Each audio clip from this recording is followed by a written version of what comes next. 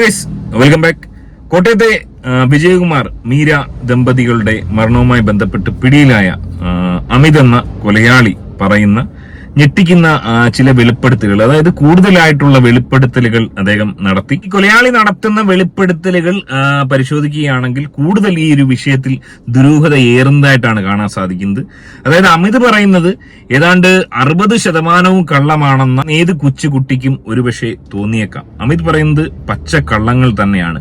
അമിതിനെ കൂടാതെ ആ വീട്ടിൽ അമിതിനെ സഹായിക്കാൻ മറ്റാരോ ഉണ്ടായിരുന്നു എന്നുള്ളതിന്റെ സംശയം ബലപ്പെടുന്ന ഉത്തരങ്ങൾ തന്നെയാണ് അമിതിൽ നിന്ന് തന്നെ നമുക്ക് കേൾക്കാൻ സാധിക്കുന്നത്.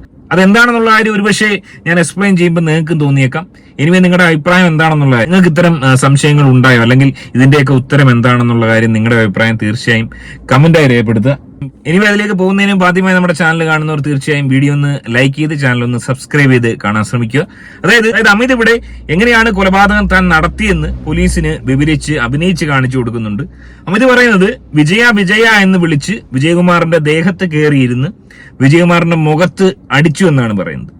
വിജയകുമാർ ഏതാണ്ട് 6 അടി മുകളിൽ പൊക്കമുള്ള ആരോഗ്യ ദൃഢഗാത്രനായ ഒരു വ്യക്തിയാണ്. ഏതാണ്ട് 80, 85, 90 കിലോ അദ്ദേഹത്തിനുണ്ട്. അത്തരം ഒരു മനുഷ്യനെ ഒറ്റ അടിയിലൂടെ കീഴ്പ്പെടുത്തി. അദ്ദേഹം മരിച്ചില്ല. അതായത് വിജയകുമാർ മരണത്തിന് തൊട്ട് മുമ്പ് ഇവനെ കണ്ടു എന്നാണ് ഇവൻ പറയുന്നത്. തലയ്ക്കടി കിട്ടിയാൽ സ്വാഭാവികമായും അബോധാവസ്ഥയിലായേക്കാം, ഒരുപക്ഷെ അബോധാവസ്ഥയിലായിരുന്നിരിക്കാം. എനിവേ വിജയകുമാറിന്റെ മുകളിൽ കയറിയിരുന്ന് വിജയ എന്ന് വിളിക്കുകയും ആക്രോശിക്കുകയും അടിക്കുകയും ചെയ്യുമെന്ന് പറയുന്നു. ആ വിളിയൊന്നും പുറത്തെവിടെയും കേട്ടതായിട്ടോ സെക്യൂരിറ്റി അടക്കമുള്ള ആളുകൾ കേട്ടതായിട്ടോ ഒന്നും എവിടെയും പറയുന്നില്ല. വിജയകുമാറിനെ താഴെയിട്ട് അടിച്ച് കൊല്ലാൻ ശ്രമിക്കുന്ന രംഗം കണ്ടുകൊണ്ട് ഭാര്യ വരുമ്പോൾ അത് കണ്ടതിന്റെ പേരിൽ ഭാര്യയെ തലക്കടിച്ച് വീഴ്ത്തി ഭാര്യയെ കൊല്ലുകയാണ്. ആലോചിക്കുക, എന്തിനാണ് ഭാര്യയെ കൊന്നത്? ഭാര്യയെ കൊല്ലാൻ വേണ്ടി ഒരു പ്ലാനിങ് അമിതിനില്ലായിരുന്നു. ഇത് കണ്ടതിന്റെ പേരിൽ, അതായത് വിജയകുമാറിനെ കൊല്ലുന്നത് താനാണെന്ന് കണ്ടതുകൊണ്ട്, താൻ പിടിക്കപ്പെടുമെന്നുള്ളത് കൊണ്ട്, പിടിക്കപ്പെട്ടാലോ എന്ന് ഭയം കൊണ്ട് മാത്രം ഭാര്യയെ കൊല്ലാൻ തയ്യാറാവുന്നു. അതായത് ഭാര്യ വേറെ റൂമിലാണ് കിടന്നുറങ്ങുന്നത്, വിജയകുമാർ വിസിറ്റിംഗ് റൂമിലാണ്. വലിയ വീടായിരുന്നു. ഭാര്യ അറിയാതെ വിജയകുമാറിനെ വകവരുത്തിയിട്ട് കടന്നു കളയാനായിരുന്നു ഉദ്ദേശിച്ചിരുന്നതെന്ന് അമിത് പറയുന്നു. എന്നാൽ ഭാര്യ ഇത് കണ്ടതുകൊണ്ട് ഭാര്യയെ കൊല്ലാൻ തയ്യാറാവുന്നു. അതേ അമിത് തന്നെ അവിടെ പേരെഴുതി വെച്ചു. അതായത് തന്നെ കണ്ടു, അതുകൊണ്ട് താൻ പിടിക്കപ്പെടുമെന്നുള്ളത് കൊണ്ട് ഭാര്യയെ കൊന്ന അമിത് തന്നെ അമിതിന്റെ പേര് ഭിത്തിയിൽ എഴുതി വെക്കുക. ഒന്ന് ആലോചിച്ച് നോക്കും, ഏതൊരു കൊലപാതകയാണ് അങ്ങനെ ചെയ്യുന്നത്? സ്ഥിരബുദ്ധിയുള്ള ഏതെങ്കിലും ഒരു കൊലപാതകം അങ്ങനെ ചെയ്യുമോ? അതായത് കണ്ടു എന്ന പേരിൽ ഭാര്യയെ കൊന്നതിന് ശേഷം DVR എടുത്ത് മാറ്റി. DVR എടുത്ത്, അതായത് തന്നെ പിടിക്കപ്പെടാതിരിക്കാൻ, താനാണെന്ന് അറിയാതിരിക്കാൻ വേണ്ടി DVR വിച്ഛേദിച്ച് അവിടെയുള്ള 3 മൊബൈൽ ഫോണുകളും, അതായത് മൊബൈൽ ഫോണിൽ ഏതെങ്കിലും ഈ പറഞ്ഞ ലൈവ് ദൃശ്യങ്ങൾ, CCTVയുടെ ലൈവ് ദൃശ്യങ്ങൾ കണ്ടാൽ താൻ പിടിക്കപ്പെടുമെന്നുള്ളത് കൊണ്ട് അതും കരസ്ഥമാക്കിയതിനു ശേഷം കടന്നു കളയുന്ന അമിതാണ് തന്റെ പേര് അവിടെ എഴുതി വെക്കാൻ നിൽക്കുന്നത്. അതായത് താനാണ് ചെയ്തതെന്ന് അമിത് അവിടെ എഴുതി വെക്കുകയും ചെയ്തു.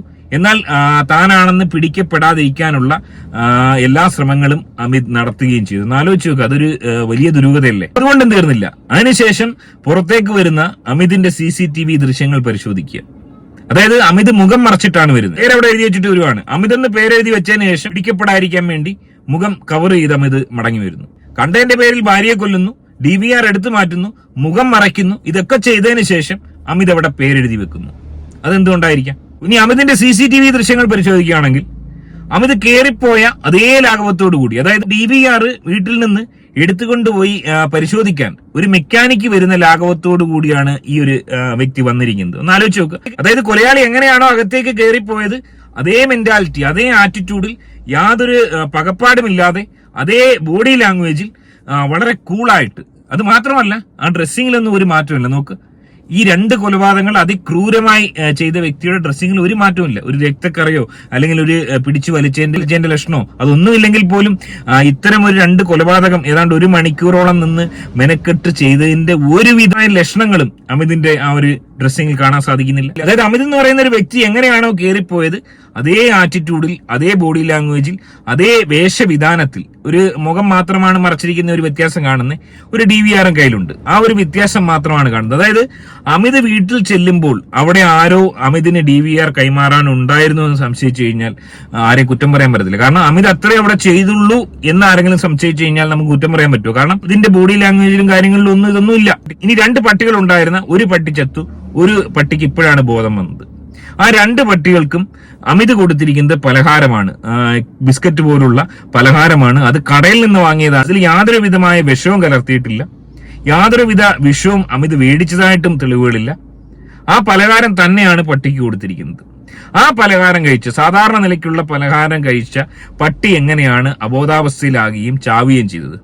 അത് തന്നെ ഒരു വലിയ ഉത്തരം കിട്ടാത്ത ചോദ്യമാണ്. അതിനോടൊപ്പം തന്നെ കൂട്ടി വായിക്കേണ്ട മറ്റൊരു കാര്യം, അമിത് വീട്ടിൽ കയറുന്നതായിട്ടോ കതക് തള്ളി പൊളിക്കുന്നതായിട്ടോ ഉള്ള CCTV ദൃശ്യങ്ങളൊന്നും പോലീസിന് കിട്ടിയിട്ടില്ല. യാതൊരു തെളിവുകളുമില്ല അമിതാണ് വീട്ടിൽ കയറി എന്നുള്ളതിന്. അമിത് ഇത് ചെയ്തുവെന്ന് തെളിയിക്കാൻ ആകെയുള്ളത് അമിതിന്റെ മൊഴിയും അമിത് വീട്ടിൽ കയറുന്ന അല്ലെങ്കിൽ തിരിച്ചിറങ്ങി വരുന്ന ഒരു ഭാവഭേദവുമില്ലാത്ത ഈ ദൃശ്യങ്ങൾ മാത്രമാണ്. ഈ DVRൽ നിന്ന് ഇനി അമിത് കൊല്ലുന്നതൊക്കെ റീകളക്ട് ചെയ്തെടുത്താൽ പോലും അമിതിന് വലിയ രീതിയിലുള്ള ഒരു സഹായം മറ്റാരുടെയോ ഭാഗത്ത് നിന്ന് ലഭിച്ചിരിക്കുന്നു എന്നത് വ്യക്തമാണ്. ആദ്യം പറഞ്ഞു മീരയെ മാത്രമാണ് വിവസ്ത്രയാക്കിയത്, അതിനുശേഷം അത് ഫോട്ടോയിൽ പകർത്തി മറ്റാർക്കോ കാമുകിക്കോ മറ്റോ അയച്ചു കൊടുക്കാൻ ശ്രമിച്ചു എന്ന് പറയുന്നു. പിന്നീട് ഇപ്പോൾ പറയുന്നത് വിജയകുമാറിനെയും വിവസ്ത്രനാക്കിയിരുന്നു. രണ്ടുപേരെയും വിവസ്ത്രനാക്കിയത് തനിക്ക് അവരോടുള്ള ദേഷ്യം കൊണ്ടാണെന്ന് പറയുന്നു. അതായത് മീരയോട് യാതൊരുവിധ ദേഷ്യവും ഇല്ലാതിരുന്ന, മീരയെ കൊല്ലണ്ട എന്ന് ധരിച്ചിരുന്ന ഒരാൾ മീര എന്ന് പറയുന്ന ആ സ്ത്രീയെ കൊന്നതിന് ശേഷം വിവസ്ത്രയാക്കുന്നു, നൂൽബന്ധമില്ലാതാക്കുന്നു.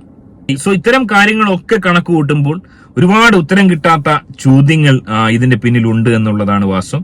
ഇതൊക്കെ എങ്ങനെയാണ് പോലീസ് കൺവിൻസ് ചെയ്യാന്ന് എനിക്ക് മനസ്സിലാവുന്നില്ല. കാരണം ഇതിനൊന്നും ഉത്തരമില്ല. ഇതൊരു കൊലയാളിയാണെന്നുള്ള രീതിയിൽ പ്രതീകാത്മകമായി ഇവനെ പിടിച്ച് ശിക്ഷിക്കാം എന്നുള്ളതല്ലാതെ ഇവൻ എങ്ങനെ ചെയ്തു എന്നുള്ളതിന് വ്യക്തമായ ഒരു തെളിവുകളും കാര്യങ്ങളും ഒന്നും പോലീസിന് കണ്ടുപിടിക്കാൻ സാധിക്കുമെന്ന് തോന്നുന്നില്ല. അതുപോലെ തന്നെ ഈ ആരോഗ്യ ദൃഢഗാത്രനായ രണ്ടുപേരെ ഈ വീടിക്കുറ്റി പോലിട്ടുള്ള ഈ ഒരു നരന്ത് ഈ രീതിയിൽ കൊന്നു എന്ന് പറയുന്നത് വളരെ അതിശയോക്തി കലർന്ന ഒന്ന് തന്നെയാണ്. അതുപോലെ തന്നെ വിജയകുമാറിന്റെ കൂട്ടുകാർ പറയുന്നുണ്ട് ഇപ്പോഴും വളരെ ഫിസിക്കലി ഫിറ്റായ ജിമ്മിലൊക്കെ പോകുന്ന ആരോഗ്യ ദൃഢഗാത്രനായ ഒരു വ്യക്തിയാണ് വിജയകുമാർ. ആ വിജയകുമാറിന്റെ ദേഹത്ത് കയറിയിരുന്ന് ഇടിക്കുന്നു എന്നൊക്കെ പറയുന്നത് വളരെ സംശയം ജനിപ്പിക്കുന്ന ഒന്ന് തന്നെയാണ്. എനിവേ DVRൽ എന്തെങ്കിലും തെളിവുകൾ, ദൃശ്യങ്ങൾ കാണാൻ സാധിക്കുമെങ്കിൽ തീർച്ചയായും അമിതാണ് ഇത് ചെയ്തതെന്നെങ്കിലും സ്ഥാപിക്കാൻ കഴിയും. എന്നാൽ പോലും അവിടെയും ഉയരുന്ന ചോദ്യം, എന്തിനെ ഇവൻ പേരെഴുതി വെച്ചു, അല്ലെങ്കിൽ എന്തിനെ ഇവൻ മുഖം മറച്ചു, അല്ലെങ്കിൽ ഇവന്റെ CCTV ദൃശ്യങ്ങൾ കാണുന്ന ഈ വൈരുദ്ധ്യത, ഇതൊക്കെ ഉത്തരമില്ലാതെ തുടരും. ഇതിനൊക്കെ ഒരു ഉത്തരം ഉണ്ടാവണമെങ്കിൽ തീർച്ചയായും മറ്റൊരാളുടെ സാന്നിധ്യം അവിടെ ഉണ്ടെന്ന് വരികയാണെങ്കിൽ തീർച്ചയായും ഇത് വളരെ ഈസിയായി ചെയ്തുവെന്ന് നമുക്ക് അനുമാനിക്കാം.